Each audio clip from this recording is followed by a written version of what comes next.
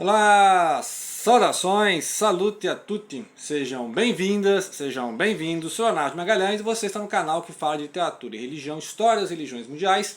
E hoje vamos falar de uma obra literária, né, ficção científica e fantasia, o famoso Duna, né, que aqui são três partes, são três livros, três em um, né. Você vai gastar um mês para você ler isso aqui, tem um mês que eu estou lendo esse livro.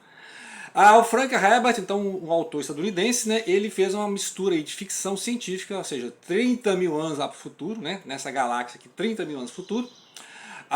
E também fantasia, né, porque tem vários elementos de fantasia, e o mais interessante da história é o enredo estar cheio de coisas, de tramas, de eventos religiosos, tá? Então tem muita coisa de religião nessa obra.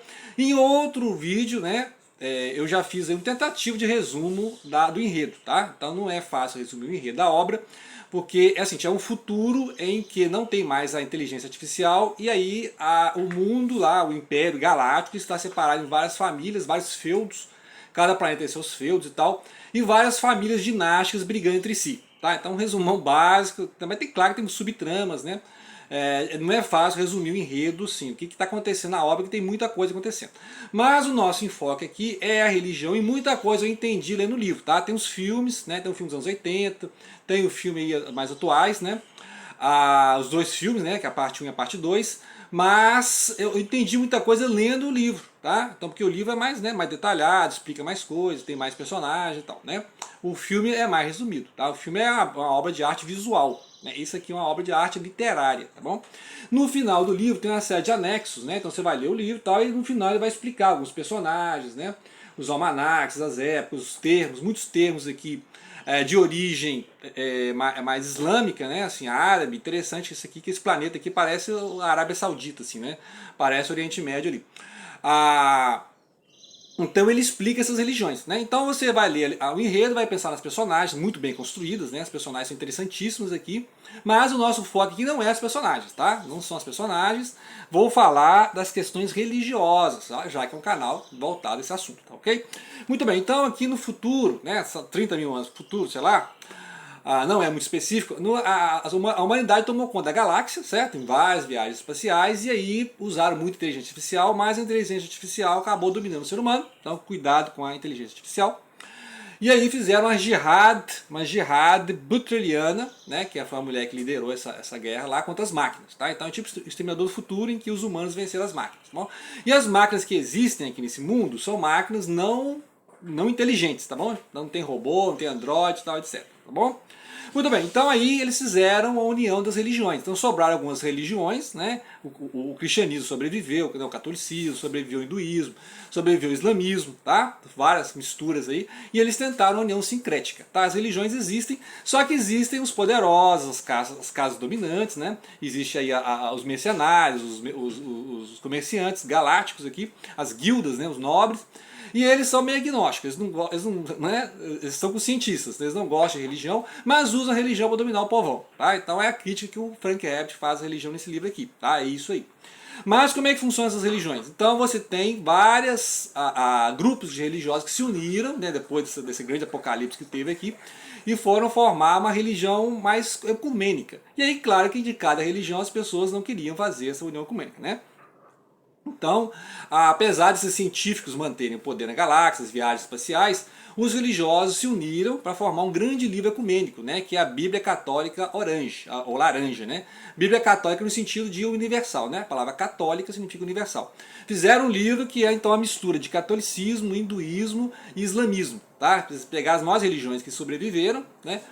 Outras religiões não tem menção aqui porque é trocentos anos no futuro. Então uniram essas religiões, tá?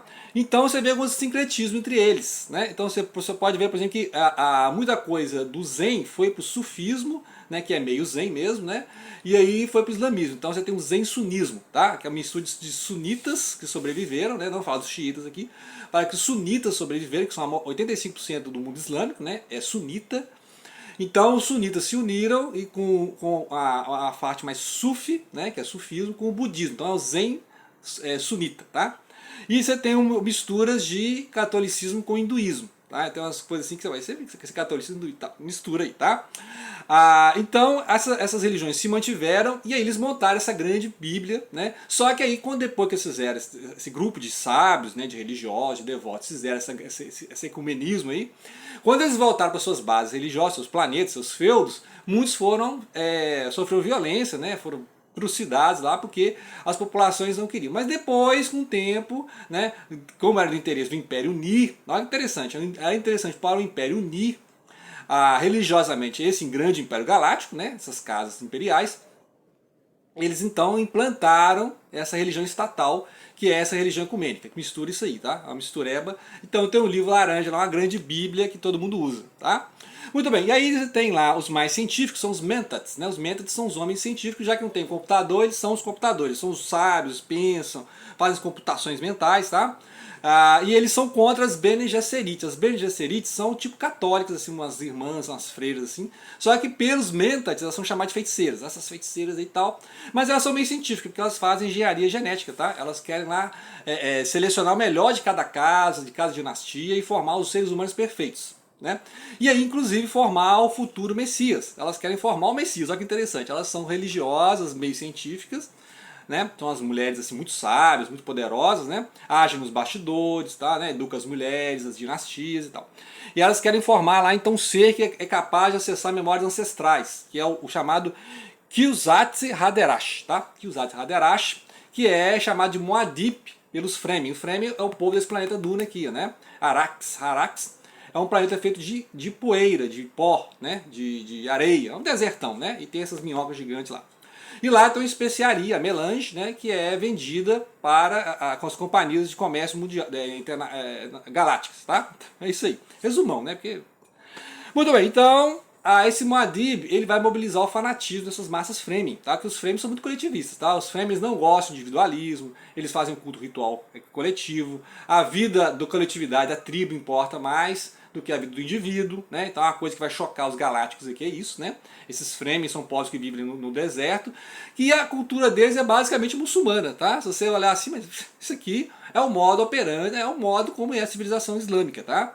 Os cultos são meio sufistas, assim, tá? Uma coisa meio zen e meio sunita, né? Como diz aqui. Tem uma lei que é a Sharia, né? Que é muito semelhante à lei Sharia que tem no mundo islâmico, na cultura islâmica, né? Então é essa semelhança que vai mostrando que as Bene Gesserit então implantaram nesse povo aqui a ideia que vai ter mesmo esse Messias, elas estão ajudando a formar esse Messias, e o protagonista da história será esse Messias. Então você tem o Messias, você tem a mãe do Messias, você tem o traidor do Messias, tá?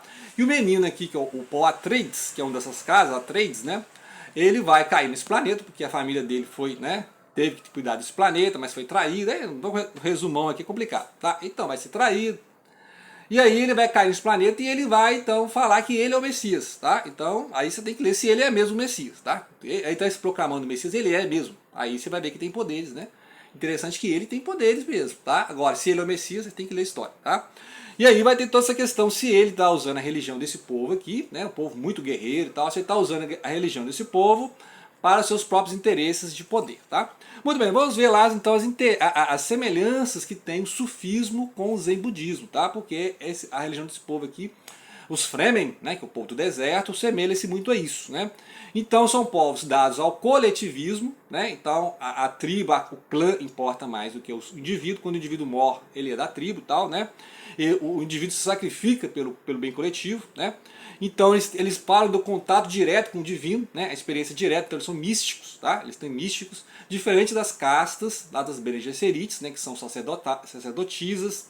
Então elas são assim um grupo organizado religioso, sacerdotes, né? Mulheres.